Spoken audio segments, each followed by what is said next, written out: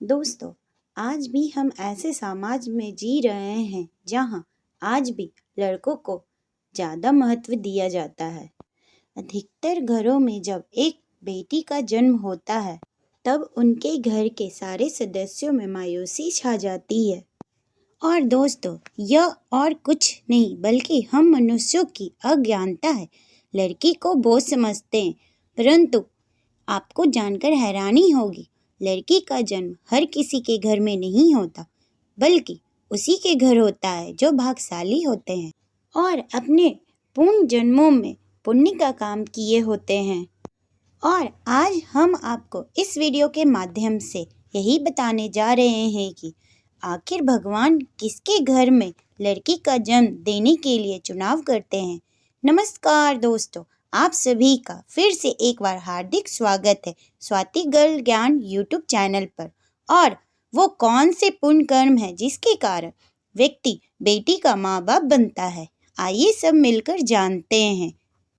दोस्तों, जब एक दिन भगवान श्री कृष्ण से अर्जुन पूछते हैं कि माधव, किन कर्मों के कारण किसी के घर पुत्री धन की प्राप्ति होती है, अर्थात कैसे घरों में बेटियों का जन्म होता है, तब श्री कृष्ण अर्जुन से कहते हैं, हे पार्थ, अगर किसी के घर बेटे भाग्य से होते हैं तो बेटियां सौभाग्य से, और जो भी स्त्री या पुरुष अपने पूर्व जन्म में पुण्य कार्य अर्जित किए होते हैं उन्हें ही एक बेटी के माता पिता होने का सौभाग्य प्राप्त होता है।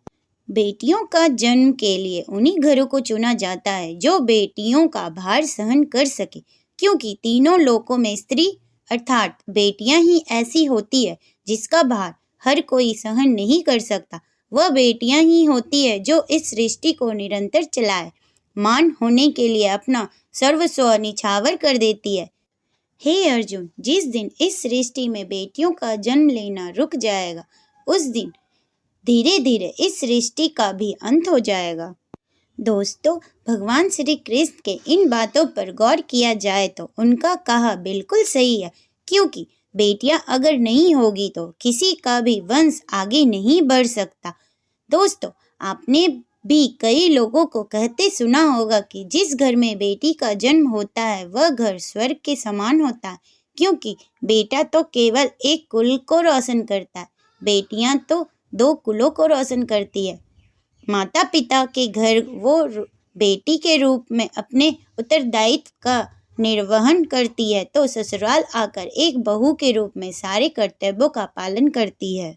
दोस्तों, आजकल आप सुनते ही हो, बेटियां बहू परिवार में किसी के मर जाने पर उसका पिंडदान नहीं कर सकती, लेकिन यह बिल्कुल भी सही नहीं है, क्योंकि रामायण में बताया गया है कि प्रभु श्री राम के पिता राजा दशरथ की मृत्यु हो गई तो माता सीता अर्थात राजा दशरथ की बहू ने ही उनका पिंडदान किया था, जिससे उन्हें जन्म मरण के चक्र से मुक्ति मिल गई थी।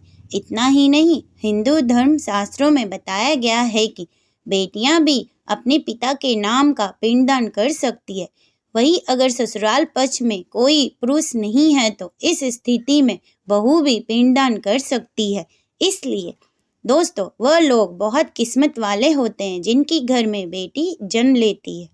वही वह प्रबल किस्मत के होते हैं जिनके घर एक से ज़्यादा बेटियां होती है। शायद यही कारण है कि बेटियों को लक्ष्मी कहा गया है।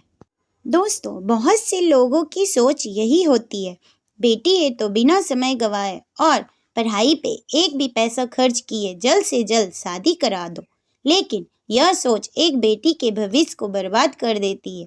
जरा सोचिए, एक बच्ची के मन में कितने सारे सपने होते हैं कि उसे कुछ करना है, लेकिन यह सपने सिर्फ सपने ही रह जाते हैं। इसलिए अपनी बेटियों को सपने पूरे करने देना चाहिए, उन्हें जीवन में हर वह खुशी दे जो उन्हें मिलनी चाहिए। एक बेटे से ज़्यादा एक बेटी हमेशा अपने माता पिता के लिए सोचती है। माता पिता को प्यार और अपनापन बेटी ही दिखा सकती है। बेटी के जन्म को एक जश्न की तरह मनाना चाहिए। माता पिता को बेटी को हमेशा एहसास दिलाना चाहिए कि वो उनके लिए कितनी खास है। क्या बेटी माता पिता के लिए बोझ होती है? दोस्तों, बेटी कभी भी माँ बाप पर बोझ नहीं होती। वह सिर्फ अपनी और अपने परिवार की किस्मत बनाने के लिए जन्म लेती है। एक कथा के अनुसार दो मित्र लंबे समय के बाद एक दूसरे से मिले। एक दोस्त ने दूसरे से उसका हाल पूछा तो जवाब में उसने कहा कि मेरे हाल तो एकदम बढ़िया है, और हो भी क्यों ना, मेरे दो बेटे जो हैं। तभी वह अपने दोस्त से पूछता है कि तेरे घर में कितने बच्चे हैं। दोस्त खुशी के साथ बताता है कि मेरे घर में 2 बेटियां हैं। उसका दोस्त भगवान का शुक्रिया अदा करता है और कहता है कि मैं धन्य हूँ, मेरे घर बेटियां नहीं हैं।